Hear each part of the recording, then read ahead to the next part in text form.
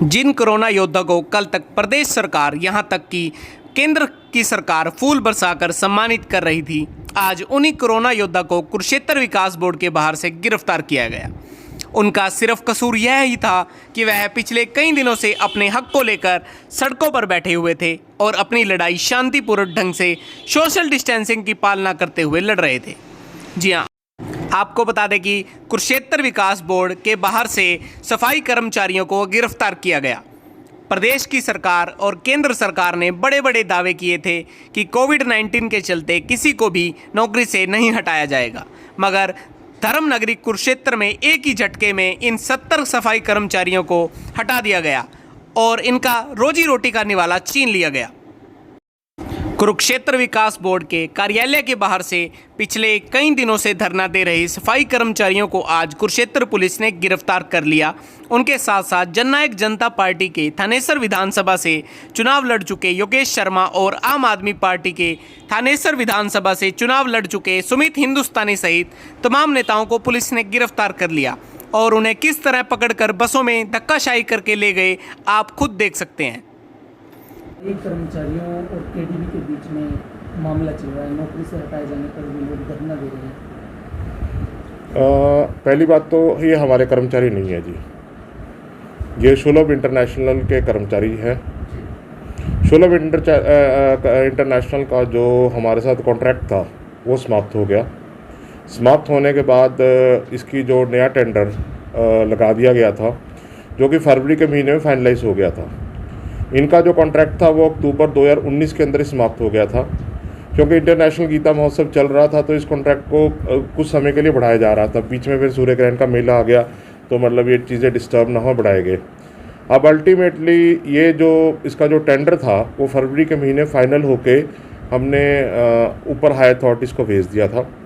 High authorities को भेजने में बीच में लॉकडाउन वाली बात आ गई, तो लॉकडाउन में आने के बाद तो हमने इनकी फर्स्ट लॉकडाउन की एक्सटेंशन ले ली, सेकंड की ले ली, एक्सटेंशंस का प्रोसीजर चलता रहा। फाइनली इनका जो प्रोसेस था वो नए टेंडर का वो कंप्लीट हो गया। कंप्लीट होने के बाद हमें अनुमति 30 सफाई कर्मचारियों की लगाने की प्राप्त हुई है। 30 सफाई कर्मचारियों को लगाने की प्राप्त हुई तो नए टेंडर जो उसको ठेकेदार को हमने वर्क ऑर्डर लॉट कर दिया है। अब वो अपने नए सफाई कर्मचारियों के साथ काम कर रहे हैं। आरोप है कि 6 लोगों की सूची वगैरह मांगी गई थी, आप लोगों के साथ कोई हमारी कोई किससे कोई सहमति नहीं जी। नेता लोग हैं कुछ? नहीं, नेता कुछ भी कहते रहे, उनका अपना राजनीतिक संबंध हो सकता है। हमने हाँ जी बीजेपी के पूर्व प्रत्याशी आरोप लगा रहे हैं बाहर खड़े होकर कुरुक्षेत्र विकास बोर्ड पर भी, आपने उनको मतलब झूठा आश्वासन दिया? हमने किसी को कोई आश्वासन नहीं दिया। मैं आपके माध्यम से फिर वही बात कहना चाहता हूँ कि ये हमारे कर्मचारी नहीं हैं, ये कच्चे कर्मचारी हैं और जो सुलभ संस्था के कर्मचारी हैं। इनको अगर एजिटेशन करना है तो सुलभ से करें, हमने नहीं इनको निकाला है तो सुलभ ने निकाला। अगर हमारा कॉन्ट्रैक्ट ख़त्म हुआ तो सुलभ से ख़त्म हुआ है। और दूसरी बात ये है कि जहाँ तक बात ये है कि नए ठेकेदार के पास उसने अपने बंदे लगा दिए, इनमें से भी 12 बंदे निकल के नए ठेकेदार के पास गए नौकरी लेने के लिए, उनको नौकरी दे दी गई है। नए ठेकेदार ने बिल्कुल दे दी।